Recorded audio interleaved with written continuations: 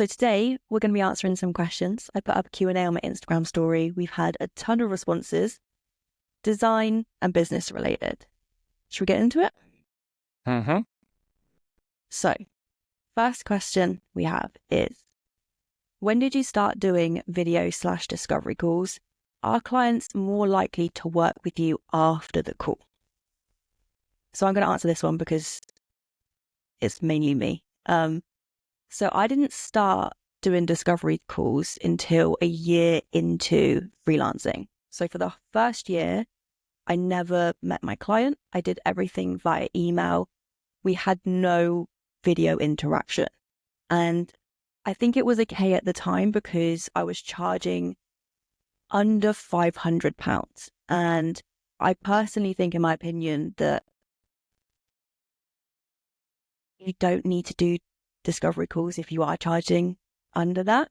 But when you get to a certain level and it is a higher risk investment, I think it is really important to have a face-to-face conversation because you need to kind of sell your services a little bit more. You need to build more trust with the client, especially if they're going to be investing, over £1,000. What's your take on this, Jack? Yeah, I just view discovery calls as a chance to provide value, and depending on the price that you're pitching for the project or your services, that normally determines if you need to do a discovery call or not. Like you said, if you're just starting out or you're in your early years, then it's not always needed.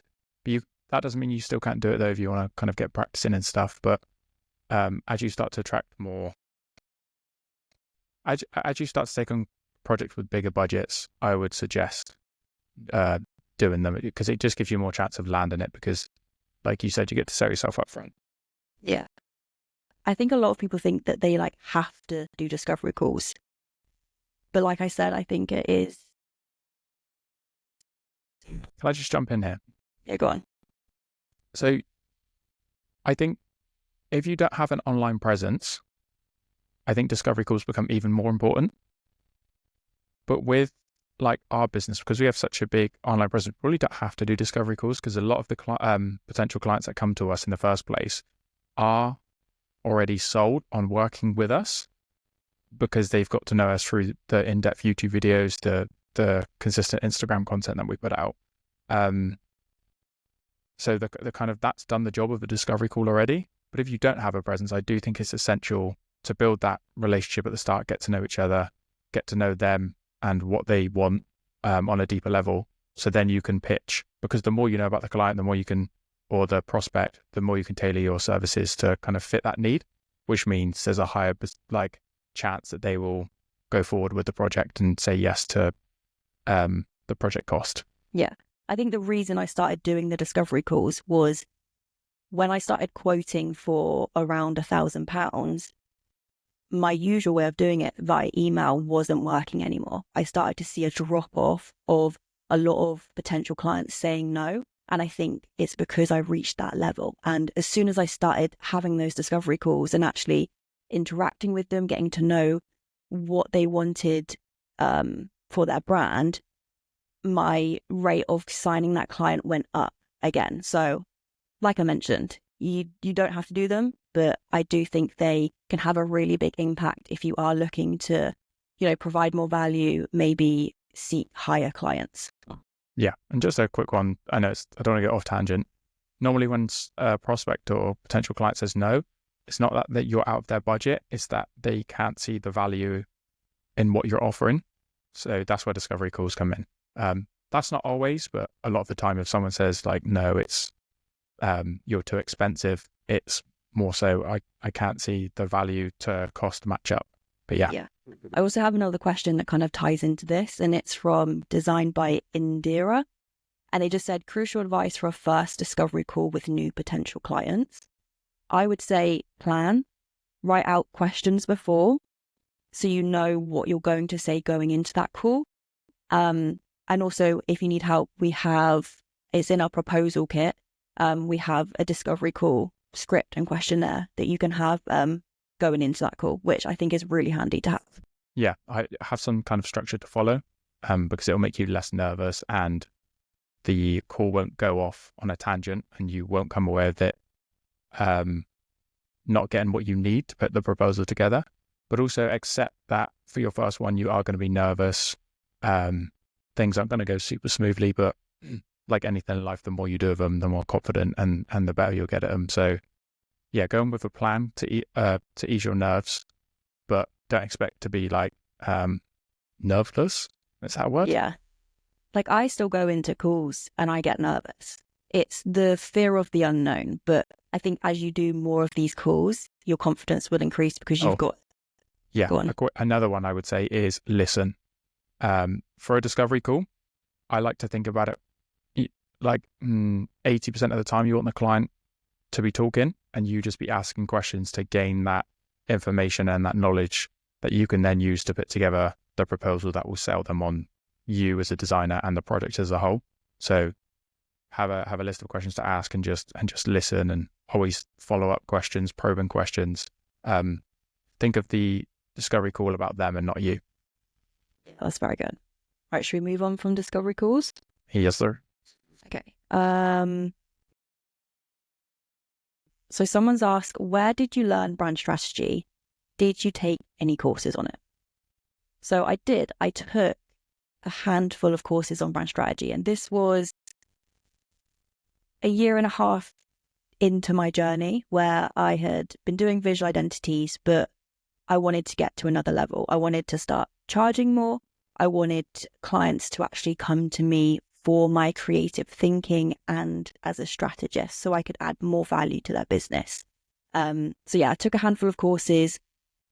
So it's really hard with brand strategy because there's so many parts to it and all of these courses had different things. So even after taking those courses, I did feel still a bit unaware and a bit like I didn't really know what I was doing. So over the past 3-4 years, I've kind of been creating this strategy process for myself, adjusting it, doing it with clients, and just figuring out the best way to get the best results for my own clients.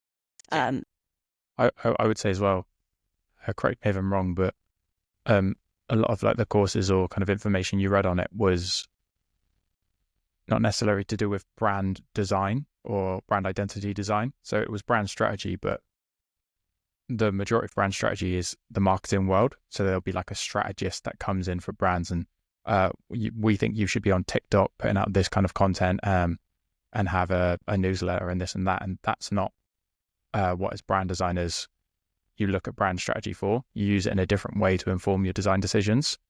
So I think it's hard.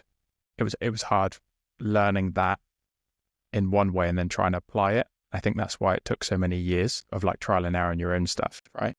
Yeah, definitely. I think it's trying to get that crossover of how the strategy is going to impact the design you create. And I kind of was always lost of like, am I a brand strategist? Like the stuff I've learned, is this going to help my client? But I think as soon as I started to turn it on its head as the strategy and research into the industry that I am putting together is actually going to inform my decisions. And that's how I'm going to add value to the client's business because that design I create is going to have longevity. And I think that's the most important thing as a brand designer, to learn how to do strategy properly so you can create a really solid brand. Yeah, absolutely. So I think traditional, just to kind of like conclude that, I think traditional brand strategy tends to be like catered more towards marketing, but whereas you want to take that information and how can we cater towards design decisions in the design world. And there's not many resources. I know we've spoken about it a lot, but I know there's not a lot of resources out there because to do with that, because the majority of brand strategy is catered towards the marketing world. But we're hopefully bringing out some kind of course in the future within the next like 2 to 3 months that will help with that. So if you're on the newsletter, which if you're receiving this, you are, keep an eye out. Keep an eye out. Okay, moving on. So this is from Pag1. And they said, as a beginner graphic designer, is it better to focus on a particular niche or try to learn a bit of everything? Do you want to answer this one first and then I'll give my opinion? Yeah, I would say don't limit yourself at the start. Just have fun, experiment, try a bunch of different stuff, because I think eventually you'll find your niche. But also, as someone starting out, you don't just want to limit your options in terms of your creativity, but you don't, but also in terms of clients. Because if you're starting out, I only work with this type of client because I have a niche. That's just going to hold you back from gaining experience. It's going to take you longer to gain experience because you're going to be working with less clients. So yeah, I'd just say at the start, be open, just experiment and have fun. Yeah, I completely agree. I think so many designers make the mistake of niching too soon that they don't gain the experience of a wider niche. So like learning, experimenting, trying out different styles, figuring out what they like. So yeah, I just think if you are a beginner, try everything possible, gain the experience. So then, a few years down the line, if there is something that you want to niche into, you've got all of that broader experience with you. Your niche will find you as well. You'll develop a style over the years of gaining experience and just constantly designing and working with different types of clients. Your niche will find you. You'll stumble upon something where it'll be like almost like the two circles, the diagram where it's the two circles and there's the overlapping area. It'll be like what I'm good at and what I enjoy, and then there'll be the bit in the middle. It's like, okay, that's my niche. Like you never intended to fight. You didn't go like, okay, this is my niche. Is your design style almost dictated your niche? And then through that, by putting content out on YouTube and Instagram, you attracted that type of business that wanted that style. And then that was never a master plan. It just happened over time. So yeah, you'll stumble upon it. I like what you said about actually enjoying like what you're creating, because I think that is a big part. If you do end up niching, you need to make sure you enjoy it, because if you don't, you'll end up not wanting to be in that niche and then having to come back out of it and then find something else. So yeah, if you're a beginner, just try out absolutely everything. Yeah, for sure.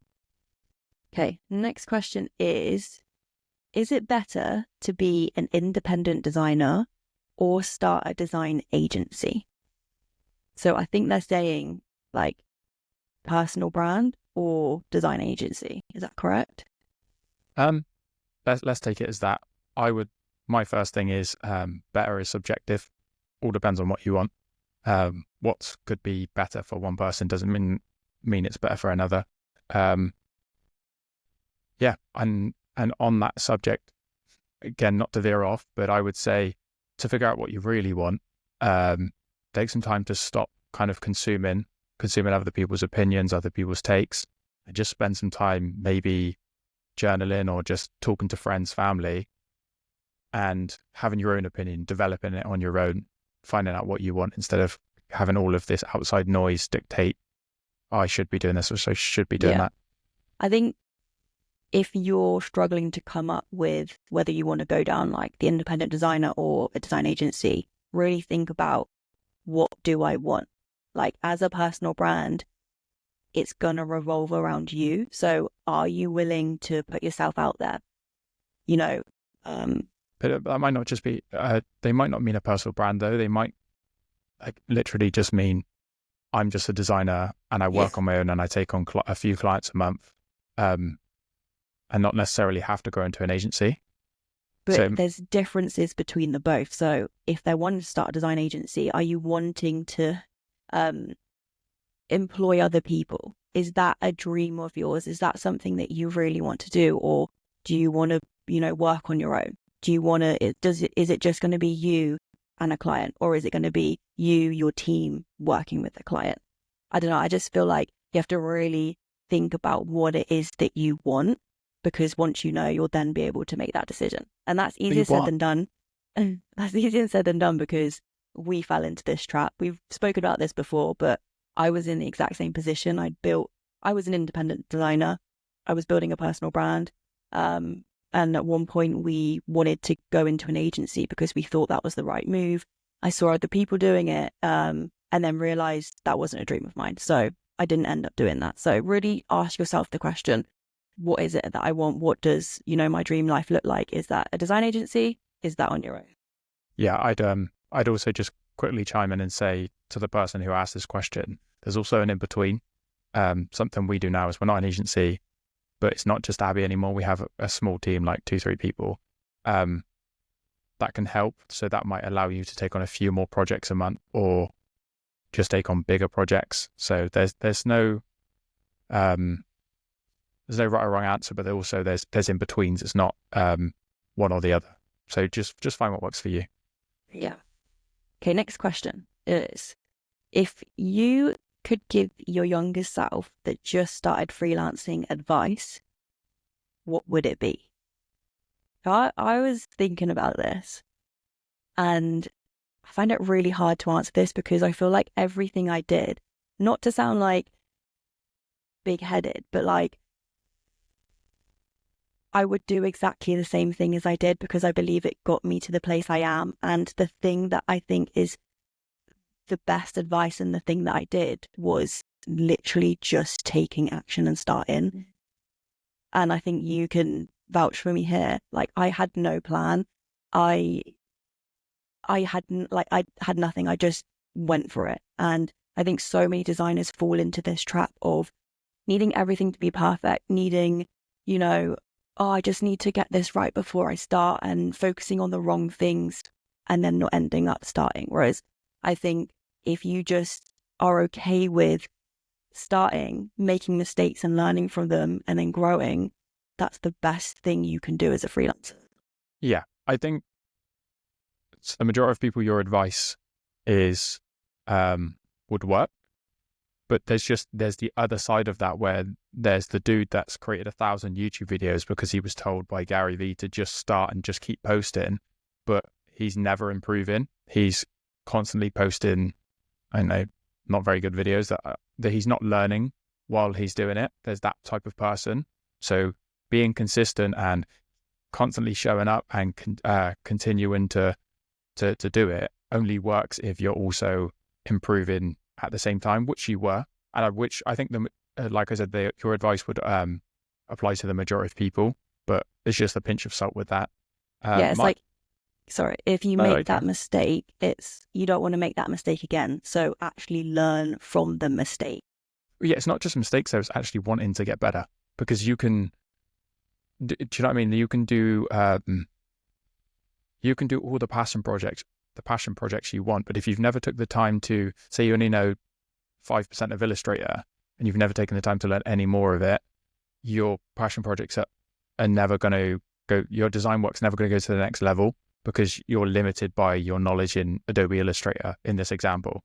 So be consistent and just do stuff which you are great at, and I think that helps you massively. But also remember that as well as being consistent, you need to consistently improve. Yeah. Yeah. And then my advice would be, I think a lot of people, when they want to go and build their own thing, this was advice for starting out as freelance, right? Yeah. Or you're a business. So if we could give ourselves advice, what would it be? I think, so I kind of have two. I think the first one is when a lot of people are like, okay, I'm going to go freelance now. Maybe they've quit their job or they do it on the side or something. They sit down on their desk, they're motivated, but then they don't know what to do with their time. I feel like at the start, particularly when you're not working with clients already, you need to create some kind of schedule or routine of what you're doing and what you're spending your time doing. Because otherwise you'll sit at your desk, you'll be motivated like, okay, I'm going to work on my freelance business. And then you'll take the easy way out. And this is just natural human instinct. You'll always go towards the comfortable work of, okay, I haven't got a plan, so I'll just do some passion projects. Or why don't you give some examples of that, Jack? I'll redesign my website. You did. Yeah, well, in the design industry, it'd be like redesigning website, add into the portfolio. And while that's good to a certain extent, you need to eventually make a plan to do the difficult work like cold outreach, and things like that will actually start landing new clients and moving your business forward.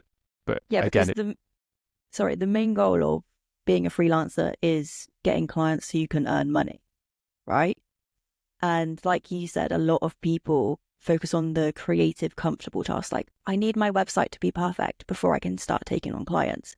And you do everything but trying to get clients. Yeah. Yeah, the example I was getting at with me is when I was 18, 19, so nearly 10 years ago now. Wow, True. I'm old.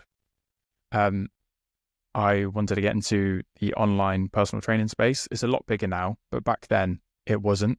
The thought of being an online PT was kind of odd. So how do you train someone online? Um, but I knew I had to do all these uncomfortable things like reach out to people, start on social media and stuff. But all I spent my time doing was writing blog posts and posting it to my website that had zero traffic. But I kept telling myself like I'd sit at my desk ready to work on the business. I wouldn't have a plan, so I'd go automatically just default to the comfortable task of writing. And that would just be writing a blog post or 2 blog posts a day. But it was pointless because I think I ended up writing like over 100, but I had no traffic to my website. So I felt productive, but it was fake productivity almost because it wasn't leading to anything. So yeah, I'd make sure you have some kind of plan in place of like how you're going to get clients, how you're going to get yourself out there. Because I presume the majority of you are already decent designers if you're aiming to go freelance. I would hope so anyway. So yeah, create a plan. Yeah. Was there a second? I think you said that. I kind of, it folded into each other. It was going to be create a plan and have a schedule and don't avoid the uncomfortable work.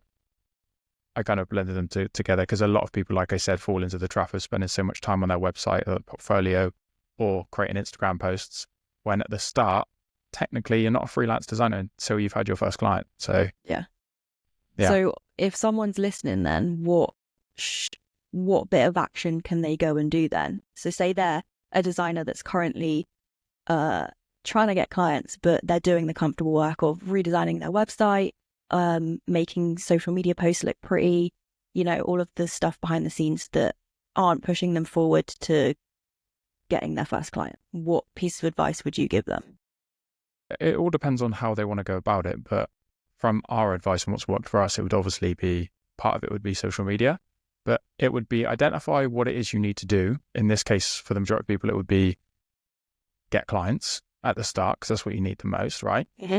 And then so you've identified what you need to do. How are you going to do that? And then break that down into mini like habits that you can do every day. So if the how is cold outreach, it's identifying 5 businesses a day and cold outreaching them via email or DM or something, and practice over the weeks of consistently doing that, of getting better. So researching how to write the perfect cold email, how can I add value in these emails, and so on, and you'll improve. If the way is to grow your social media following, it's I don't know, trying to put a post out a day or spending at least 2 hours a day working on content for that.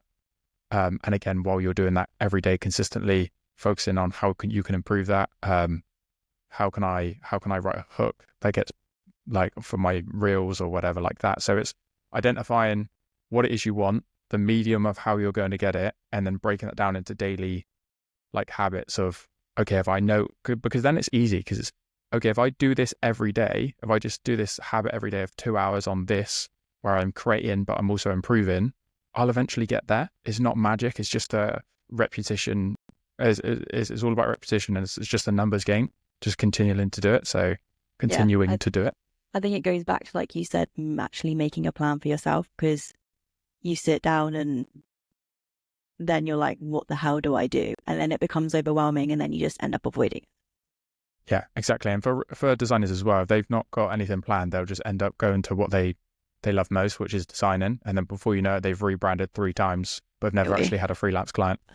So yeah, I do notice that I do that when there's a hard task, I'm like, what can I do that's creative? Everyone does it. Yeah. I'm just going to design a brand. I clean the kitchen. It's like, okay, I'll be like procrastinating writing when a difficult part of whatever I'm writing. I'm like, yeah, I'll just clean the kitchen first. And it's like, no. I tell you what, I know he's quite like a polarizing figure, but Joe Rogan has something great. So he obviously, a lot of comedians write their jokes, and he has a sticky note, he said, on his desk when he writes his stuff. And it's like, and it says on it's like, you have 2 options. Number 1, write. Number 2, do nothing. So it's like, he doesn't have to write, but if he's not writing, he can't do anything else. He can just go and sit on his bed or sit on his bed, sit on a sofa or whatever. But he can't go for a walk, but he can't do anything stimulating, basically. He can't So go it's on like his... you make yourself so bored that then writing seems great. It seems Exactly. like a fun task to do. Yeah, it's why a lot of writers, when they like go away to write a book, they'll go to like a log cabin in the middle of the woods and just isolate themselves. So they're literally so bored. So it's just they wake up and write all day, wake up and write. And I think that's why so many people struggle just to do the simple stuff now, because of how much dopamine and like social media gives you. It's the attention spans are getting worse. But yeah, that's a different subject. Next question is, how many hours a week do you spend on filming / coming up with ideas for social media? So I'm going to take this, I'm just going to use Instagram because this came from an Instagram question. So I would say the whole time spent, I'd probably say is a day during the week, but it is split up. So for example, Mondays, I spend half a day scripting, planning, and basically prepping for that film day. And then on a Friday, I spend half a day filming. So yeah, I'd say it probably takes about a day to do. Sorry, I muted my mic, so I was drinking water. It's okay. Sounded Australian then. I think a lot of people would probably think it takes a bit longer, but I think it's because... Sorry. That's all right. I was going to say the whole thing that works for me is batching content. So on that Friday, just filming like 3 reels in a row and editing. Yeah, I think works for me. Yes, but also so in terms of writing as well, it's because especially you've been so consistent on Instagram. We have we keep all of our writing for everything. So YouTube, newsletters, Instagram reels, we all have it in a Notion dashboard where we keep all of the scripts. So we can go back in future and maybe use it as inspiration for a new one. And because we've been doing content that consistently for so many years, we have such a big batch that we can go back on and use as inspiration, that actually writing the content doesn't take massive amounts of time now. But I think it is batching. I guess it's hard. Because when I used to do it back in the day in like 2020, I would film every single day and then post the next day, if that makes sense. And it just felt like I was just spending all of my time doing social media. And then I think you mentioned it to me about, why don't you just batch it all in one go? And then suddenly it went down from filming and creating content every single day to, oh, this has actually just taken one day out of my week. I think because we don't know this person's circumstances, I think the best answer to probably give is identify how much time or how many days a week you want to spend on it, and then make it work. So if you can only spend half a day and you're starting from scratch, that means you might only get 1 to 2 posts a week. That's fine. Do you know what I mean? I think is always start with your constraints, and then you can work towards that. You can find something that fits that, because so many people, like a lot of people do it with the gym. They'll, especially with January, New Year, New Me stuff, they'll start going to the gym and it's like, okay, I'm going to go 6 or 7 days a week. I'm going to do all this. I'm going to eat chicken and broccoli or whatever. And it's too much too quick. You need to work within your constraints. Like, okay, I work a 9 to 5. I have kids. So realistically, if I can go to the gym 3 days a week, and then after a month that consistently, maybe I'll up it to 4. I think people should take that same approach to social media. Look at your constraints and think, okay, how can I make this work consistently? Yeah, because if you're getting advice from an actual content creator that is selling you content creator courses, of course they're going to have more time to film content because that's their job. So yeah, and also for someone like us as well, we have a lot of data to see what's worked. So it's easier to pick the topic and be like, okay. Whereas if you're starting out, you're going to have to spend time identifying your niche, your audience, sorry. What is it they will be interested in? What is it they'll be helped with? But yeah, just do what works for you is the easiest answer, I would say. And also, I know you kind of spoke about this, but with not creating more work for yourself. So as an example, we'll create a YouTube video, turn that into a newsletter, turn that into an Instagram reel, get probably 3 reels out of that same topic, turn it into a carousel post. Yeah, depending on the topic. But it's so easy when you've got that one piece of big content to then break down. So try not to create more work for yourself. If you've created posts in the past, how can you turn that into a video? Or how can I turn that maybe into a newsletter? How can I turn it into this piece of content? Yeah, to give a little insight, like a little bit of nugget of information, that's why listicle videos are so well. Like lists, like I know the 5 best tips for so-and-so or the 5 biggest mistakes. Because when it's a list, that's one YouTube video. But then you can potentially go into, with a newsletter, you could do the list or you could go in depth on each topic and then you have 5 newsletters. Same with reels. It could be a carousel. So with listicle type of content, you can create loads of other pieces of content off of that as well. Yeah. But also, again, it's all about context. The person asking this, we're heavy in content, Abby, because we're half like creator in the creator industry and we're half and then as like brand design agency. If this person's on about creating content just for their because they're a freelance designer and they want to attract clients, I would just say document, don't create. But I would, like Gary Vee saying, I think it is, just document what you're going through in your like day to day. Yeah, and think about how will that attract clients. But yeah. Agreed. Okay, next question. Outside of money/wanting to work for yourself, what was your purpose starting brand design? So, funny story, people will probably know this, but I actually never wanted to work for myself. I don't know, you hear these stories of like these successful business owners where it's like, yeah, when I was 8 years old, I was in school, I was selling gum to my peers and I was making £5 a day. Who talks about their schoolmates as peers? All right, what do you say? Your My friends? mates. All right, my mates. And I don't know, I feel like a lot of people could maybe feel like an imposter because they've never wanted to start a business. And I do feel like that sometimes, 'cause I'm like, I don't have this inspirational story. It kind of just happened. So I had been a graphic designer for like, how long? 6 years? I'm trying to think. And I just fell into brand design from COVID, being let go from my job, and just fell in love with it.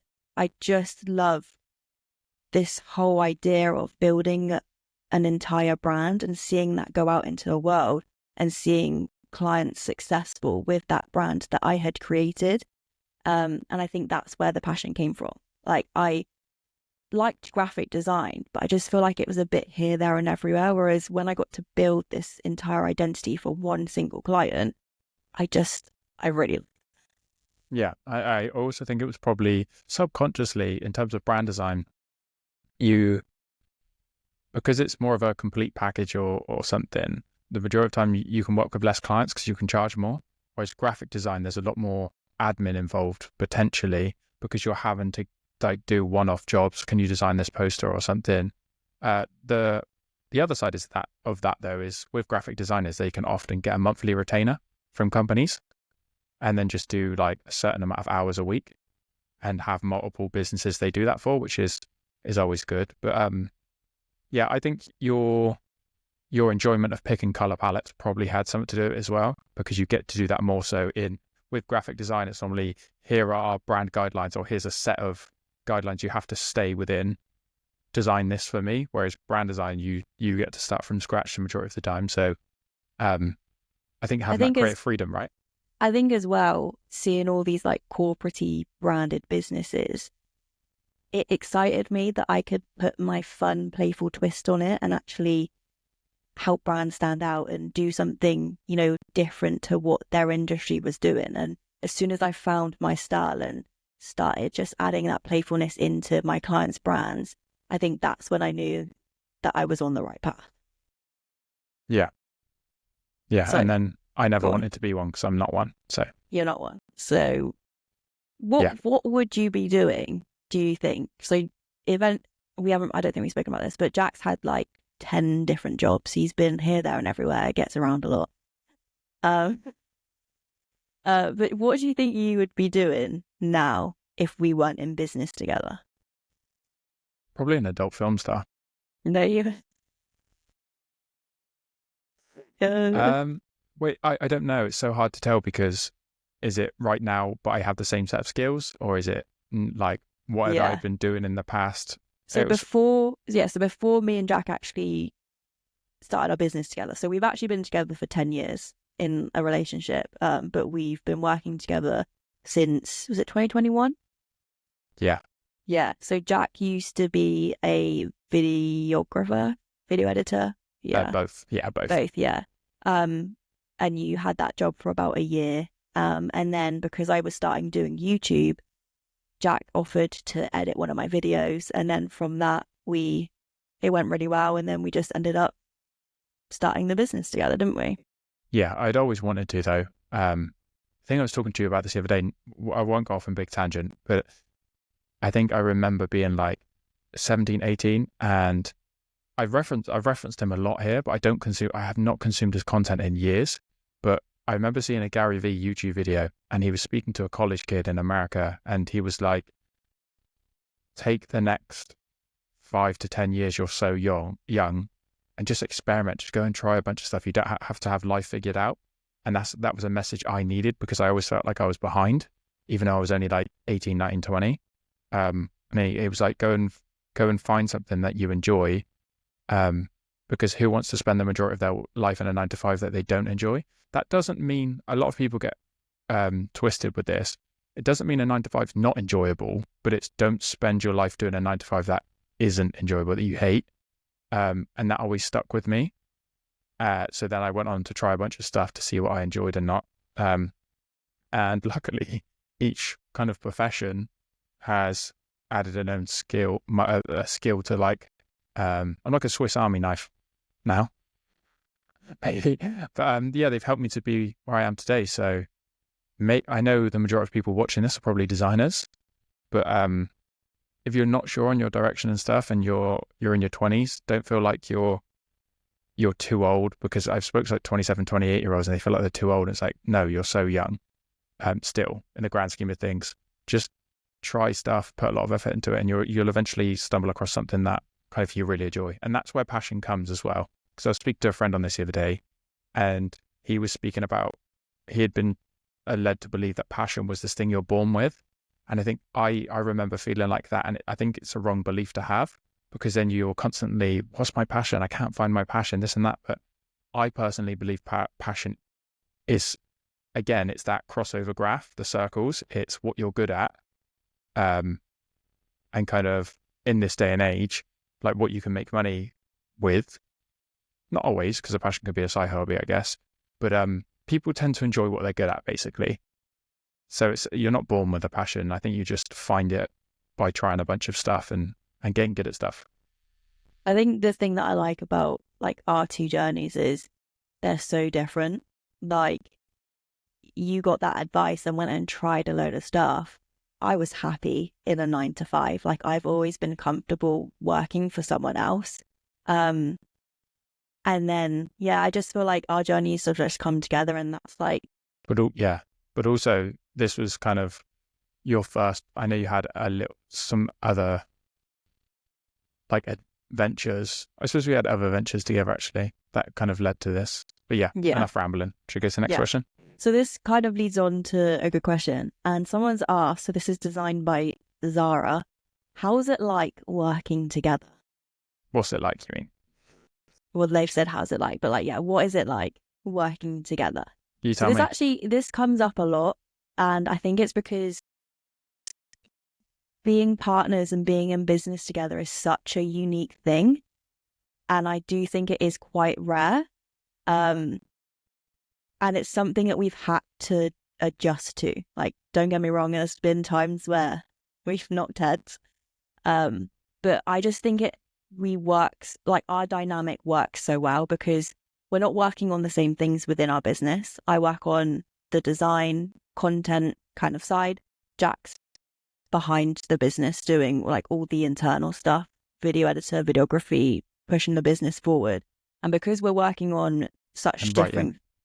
And writing, yeah. A lot of writing. Because we're working on such different things within our business, it works because I don't know. You explain? I guess there's obviously downsides. Like, I guess if people were to be from the outside looking in, they may be like, okay, they only really speak about work stuff or this and that. Sorry, I thought you froze then. But there's certain things we'll only get from this, like good things, but obviously there are negatives as well. Like, it's so cool being able to grow something with the person you're closest to and the person you love, because you'll both get to benefit from it and you both get to invest time. So it's not where maybe some relationships, there's one person investing a lot of time and energy into something to grow it and the other person doesn't understand, so they grow resentful and bitter, whereas we get to do that together. But then there are downsides where sometimes we do end up spending too much time together that we can get on each other's nerves. That happens with everyone. Maybe there can be more emotion involved sometimes in business, because maybe you take criticism or feedback more personal, but that's always going to happen.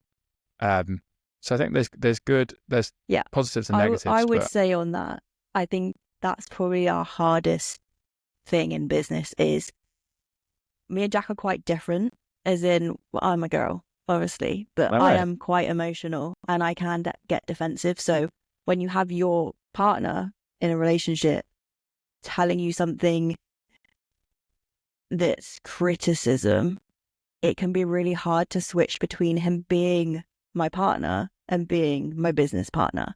And I'd probably say that's like the biggest thing that we have to deal with and try and adapt to. So basically, when I tell you your designs are shit, you cry. Yeah. Which I never do, by the way. I never do.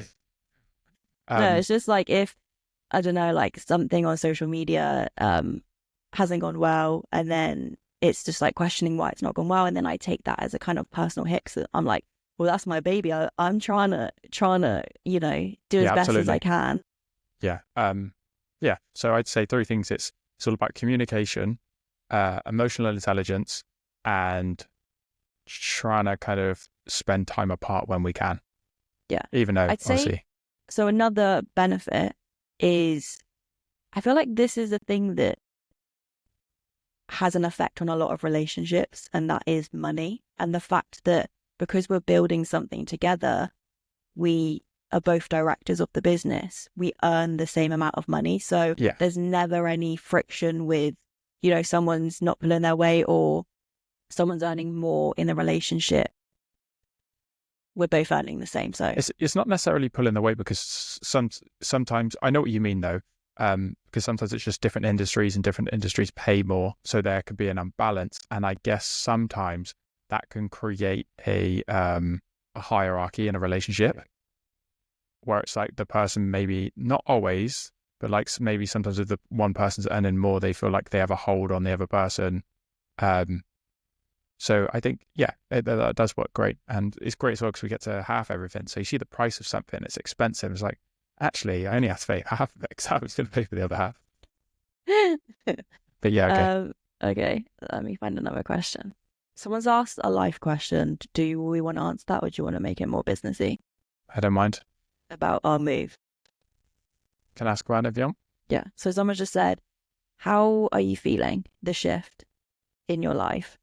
Obviously from us moving, how is life going? Which I think is a really sweet question. Someone's asked that. Yeah. I use the word Habibi a lot more now. I think it's honestly going great. The biggest thing that I've noticed is, for me personally, being in the sun a lot, even just having that like sunlight. I know it sounds so stupid and weird, but like just having, or just knowing that there's sun and I can go outside, and it's I depend on the weather a lot for how my mood is. So the fact that we've moved to a hot country where there's sun all the time has had such an impact on my life. And it sounds, I don't even know, it's just, yeah. No, yeah, I get it. But yeah, we've settled in very quickly, and I think it's due to a number of things. Like, I was very stressed before the move, just sorting everything out, because I'd never moved country before. So it's a lot of people that move country is very stressful. So that was very stressful, but because of that, once we got here, it was pretty plain sailing. We also paid a company to help us sort out the setting our business up, getting our visas, and all of that stuff. And then on top of that, we got lucky and met a really lovely real estate agent. She helped us out massively. We managed to find a place really quickly, get a bunch of furniture in, this and that. So, and also the UAE and Dubai in particular is parts of it are very westernized in terms of they have Amazon here. It's really easy to get stuff. Like a lot of the stuff you can get delivered same day. Not that we do tend to we don't need stuff the same day. But it's a very easy place to settle quickly, and everyone basically speaks English here. So yeah, it's been pretty cool actually. Yeah, if people haven't been like watching my Instagram stories, basically me and Jack got an apartment here in Dubai, and we are using that as like our hub for our business. So like in our lounge, for example, we've got our desk set up in there. In the spare room, I've got like a content set up with all the filming equipment so I can record YouTube videos. And we basically just turned our whole apartment into like a whole business setup, which I love. Yeah, and we've met some great people already as well. And I guess if you're this far into the video that's just to newsletter people, you're pretty committed. So one, thank you. But two, with moving here and like Dubai as a whole, there's a lot of misconceptions, and there's definitely that part of like the fake influencer thing where there's a bunch of fake people and it's all very money orientated, flashy cars, flashy lifestyle. But there's also a completely other side that no one ever speaks about, and it's very family orientated areas, which we chose to live in because that's the kind of vibe we want to be around. Whereas, yeah, very family centric, friendly people, but also just meeting other driven people. That I've met like a 19-year-old that has 2 businesses and has grown them very successfully. It's 19 years old, which is crazy. It's just surrounding yourself with those type of people, which we struggled to necessarily find from where we lived in the UK. Yeah. But yeah, we managed to settle very well. Thank you for asking as well. And a sweet question. Yeah. Should we wrap it up there? Yeah, one more question. Okay, go on. Go on, hit me. How many hearts does an octopus have?